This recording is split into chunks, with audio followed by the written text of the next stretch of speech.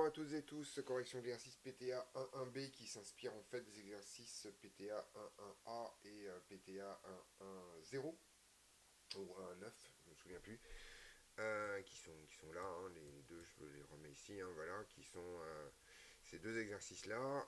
Donc l'idée est la chose suivante, en fait on a calculé dans deux exercices précédents, alors je vais faire un petit résumé de la situation. On part initialement d'un système qui est 1 litre. Donc je vais reprendre mes petits dessins.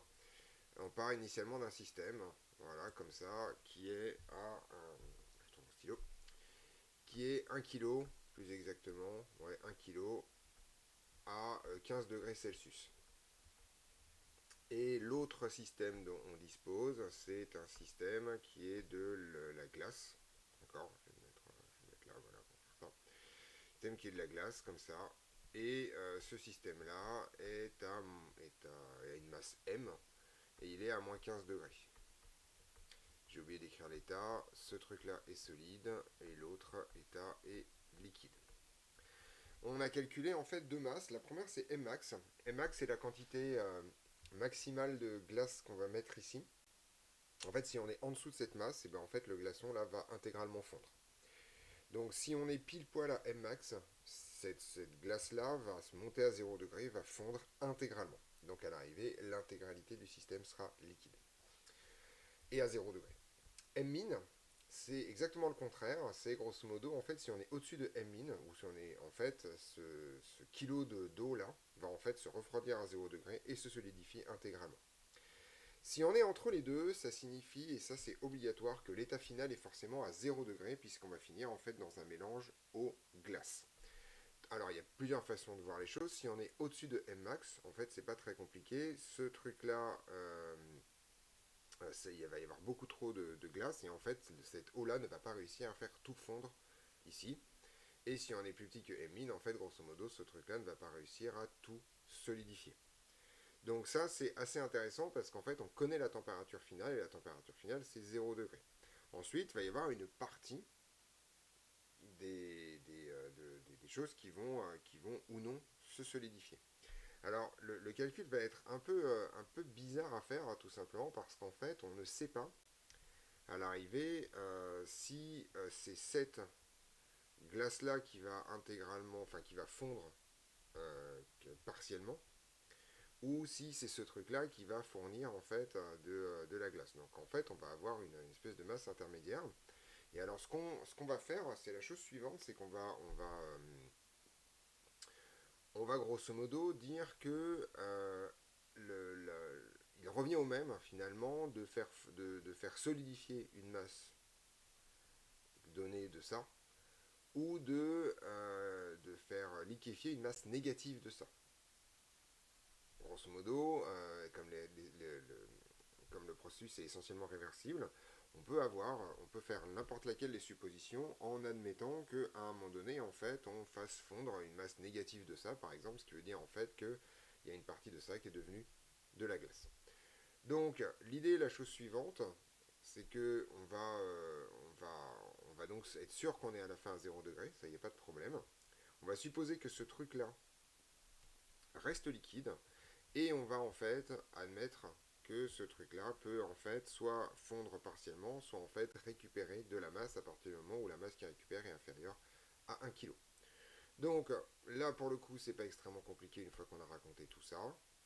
Le premier système, lui, ne va faire que se transformer. Enfin, je vais le mettre là, voilà. Hop là, comme ça. Le premier système, lui, ne va faire que se refroidir. Voilà. Et donc je vais appeler ça delta H1. Et ce truc-là, en fait, va passer toujours 1 kg à 0 degré Celsius et va rester liquide. Le deuxième, quant à lui, c'est la même chose qu'on a fait dans les exercices précédents, en fait, va d'abord se réchauffer à 0 degré et puis ensuite va en fait avoir une masse M'. En fait, grosso modo, il y a une partie de la masse qui va, euh, qui va, euh, qui va se solidifier. C'est là où on va paramétrer un peu les choses, histoire d'éviter de raconter n'importe quoi. Donc, grosso modo, ici, à l'arrivée, je vais avoir une masse M-M', d'accord, M' étant la masse qui s'est liquéfiée, qui qui va être à 0 degré. Et en fait, M-M' va être liquide. Enfin, grosso modo, M-M' va encore être solide et M' va être liquide. M' a le droit d'être négatif à partir du moment où M' reste inférieur à 1 kg. Voilà l'idée. Et M', bien sûr, peut être positif à partir du moment où M' reste à ça. Donc on va paramétrer ça et surtout on va donc dire que M' appartient. Alors M' n'a pas le droit d'être plus grand que M, ça c'est obligatoire. Et M' n'a pas le droit d'être plus petit que moins 1 kg. Si M' devient négatif, ça signifie en fait qu'une partie de ça, c'est solidifié. D'accord. Donc en fait, je crée un espèce de sous-système autre qui ira au-delà de ce truc-là. Une fois qu'on a raconté tout ça, c'est pas extrêmement compliqué. Il suffit d'écrire comme dans les exercices précédents, et là je vais aller un peu plus vite, donc je vous renvoie aux exercices que j'ai cités tout à l'heure. On dit que le système entier est isolé, que le transfert, enfin est adiabatique, que le transfert thermique c'est la variation d'enthalpie, que l'enthalpie est additive, et donc delta H1 plus delta H2 est nul. Ensuite, delta H1, on va l'écrire très simplement parce que c'est pas compliqué. Delta H1, c'est simplement une variation. Enfin, l'enthalpie associée à une variation de température, donc c'est tout simplement la masse M1 qui vaut 1 kg multiplié par la capacité thermique de l'eau liquide et multiplié par moins 15 degrés Celsius,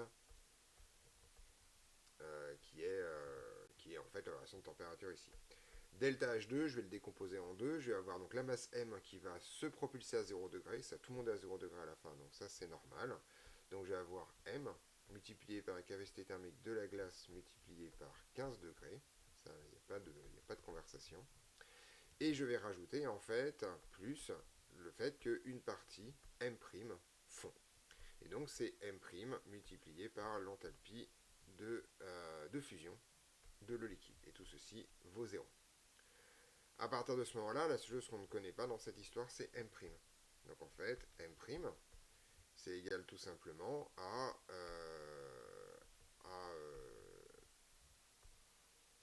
je vais mettre une belle fraction ici. D'accord.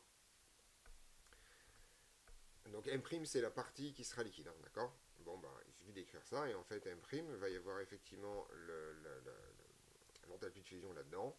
Et je vais avoir tout simplement le fait que j'ai M1 CE multiplié par 15 degrés Celsius moins M CG multiplié par aussi 15 degrés Celsius. Voilà.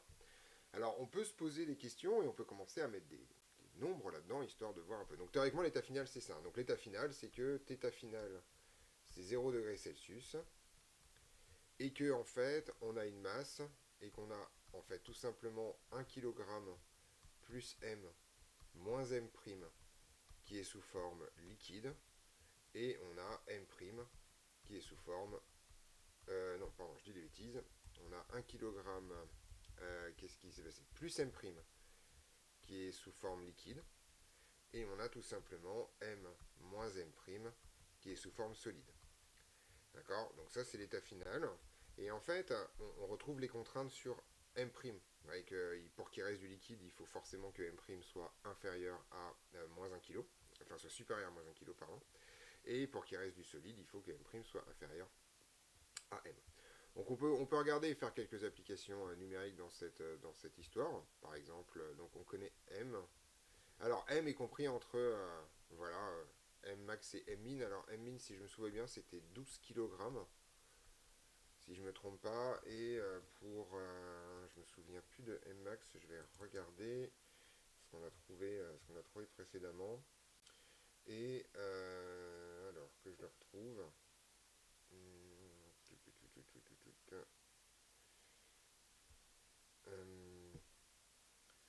On trouvait, on trouvait 12 kilos, c'est ça, et pour le précédent, on trouvait 171 grammes pour Max, donc 171 grammes.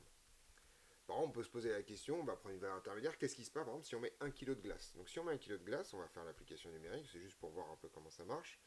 Donc si je mets 1 kg de glace, vous voyez que je peux factoriser pas mal de choses, je peux mettre 1000 grammes donc 1000 grammes en facteur, voilà, c'est-à-dire la même masse d'eau liquide et de glace, 1000 grammes. Je peux mettre 15 degrés Celsius en facteur aussi, puisqu'on a la même variation de température.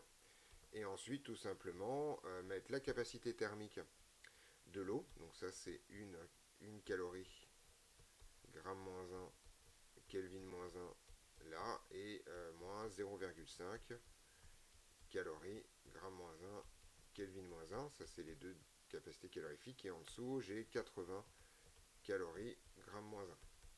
On voit que les grammes disparaissent en haut et en bas, les kelvins vont disparaître avec les 15 degrés et les calories vont se simplifier. Donc là, on peut faire le calcul par exemple, et donc on voit qu'on trouve 1000 fois 15. En haut, en fait, j'ai moins 0,5, parce que c'est 1 moins 1,5 sans aucune forme de problème, divisé par 80. Et là, on voit qu'en fait, on va trouver une masse qui est négative, en fait. Là, on trouve moins 93 grammes si on fait le calcul. Ça veut dire en fait que dès qu'on a dépassé si on a mis 1 kg de glace par exemple, et bien en fait, la glace va se monter à température, mais en fait, comme c'est plus facile de faire monter la glace en température, puisque sa capacité thermique est de 0,5, que l'eau, en fait, à un moment donné, on va donc faire descendre toute l'eau à 0 degré, toute l'eau liquide, faire monter toute la glace à 0 degré, mais en fait, on a eu besoin de moitié moins d'énergie pour faire le processus de la glace, de réchauffage de la glace, que pour faire le processus de refroidissement de l'eau. Autrement dit, l'eau doit encore générer de l'énergie, et donc à partir de ce moment-là, en fait, elle va se solidifier. Tout simplement pour qu'à l'arrivée tout se passe bien. Et donc grosso modo, en fait, ce qu'on va avoir ici, c'est qu'on va avoir on va avoir grosso modo un peu plus de glace qu'on en avait au départ, puisqu'au départ on avait 1 kg de glace, et là on aura 1 kg, 0,93, quasiment 1,1 kg. On peut faire l'application numérique dans tous les sens, et on peut évidemment se convaincre que si on prend les cas limites, Mmax et Mmin, on va retomber sur les cas où M' vaut moins 1 kg si on prend Mmin, et sur le cas où M' vaut Nmax, donc la même chose si on prend M égale Mmax. Voilà, donc ceci termine ce petit cycle de 3 ou 4 exercices sur le sujet. On se retrouve dans d'autres vidéos pour d'autres corrections.